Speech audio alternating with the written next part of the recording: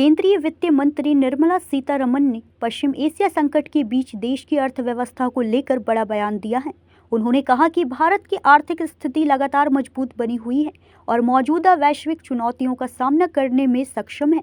नई दिल्ली में सिडबी के 37वें स्थापना दिवस समारोह को संबोधित करते हुए वित्त मंत्री ने फ्यूल, फर्टिलाइजर और फॉरेन करेंसी 3F पर विशेष ध्यान देने की जरूरत पर जोर दिया। उन्होंने कहा कि बढ़ती वैश्विक कीमतों और अस्थिरता के बीच संतुलित आर्थिक नीति जरूरी है।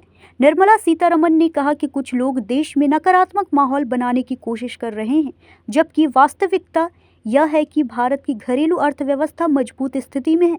उन्होंने यह भी बताया कि पेट्रोल और डीजल पर उत्पाद शुल्क में कटौती से सरकार को लगभग 1 लाख करोड़ रुपए का राजस्व नुकसान हुआ है।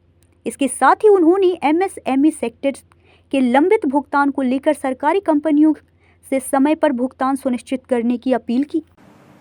So, high international crude prices and very fluctuating one, high international fertilizer prices, unimaginable increase in the fertilizer prices, high gold prices, that is creating some challenges on the external front.